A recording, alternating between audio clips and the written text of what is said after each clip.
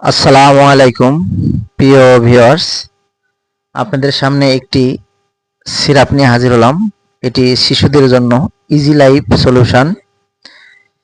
এটি শিশুদের জন্য ব্যবহৃত হয়ে থাকে, বড়দের জন্য ইজি লাইফ সিরাপ আছে, কিন্তু আমি যেটা দেখাবো এটা শিশুদের জন্য। শিশুদের পুরাতন ও দীর্ঘস্থায়ী কোষ্ঠকাঠিন্য অর্থাৎ কষা রোগের চিকিৎসায় এই ইজি লাইফ সলিউশনটি অর্থাৎ সিরাপটি ব্যবহৃত হয়ে থাকে। অর্থাৎ যে সকল শিশুরা দীর্ঘদিন যাবৎ কষার সমস্যায় ভুগছেন তাদেরকে এই সিরাপটি খাওয়াবেন, ইনশাল্লাহ আপনাদের শিশুদের কোষ্ঠকাঠিন্য ভালো হয়ে যাবে। এই সিরাপটি মলকে নরম করে দ্রুততার সাথে বের করে দেয় এবং স্বাভাবিক মল সৃষ্টি হতে সহায়তা করে। এটি ব্যবহার বিধি আপনাদের জানিয়ে দিলাম, এবার খাওয়ার নিয়ম আপনাদের জানিয়ে দেব।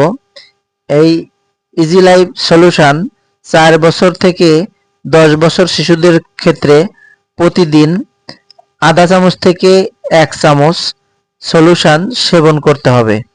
অর্থাৎ 4 বছর থেকে 6 বছর আধা চামচ এবং 6 বছর থেকে 10 বছর 1 চামচ করে সলিউশন সেবন করতে হবে।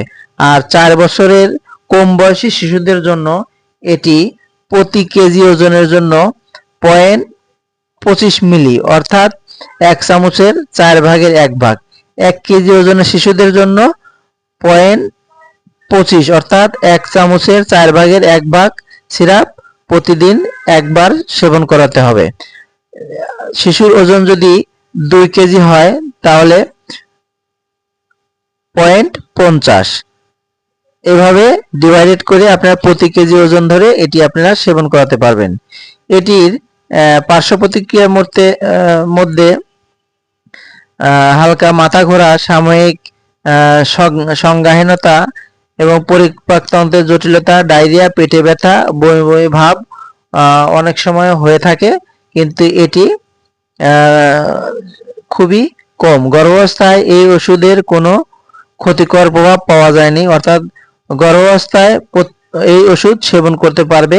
তবে গর্ভাবস্থায় যে সকল ইজি লাইফ সিরাপ আছে তা গর্ভাবস্থায় প্রথম 3 মাস না খাওয়াই ভালো।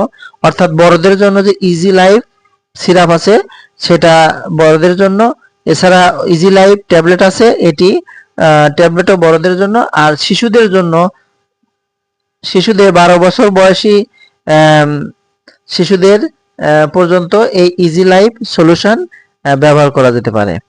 আর ইজি লাইফ সিরাপটি বাজারজাত করেছে ফার্মেসিয়া লিমিটেড। এটির মূল্য 100 টাকা। আপনারা যে কোনো ফার্মেসি থেকে এই ইজি লাইফ সলিউশনটি ক্রয় করতে পারবেন। এটি কোষ্ঠকাঠিন্য দূর করতে খুবই গুরুত্বপূর্ণ ভূমিকা পালন করে। তো প্রিয় ভিউয়ার্স, আমার ভিডিওটি ভালো লাগলে চ্যানেলটি সাবস্ক্রাইব করবেন আর ভালো থাকবেন। যে কোনো ওষুধ সেবনের পূর্বে অবশ্যই রেজিস্টার্ড ডাক্তারের পরামর্শ অনুযায়ী সেবন করার চেষ্টা করবেন। আসসালামু আলাইকুম।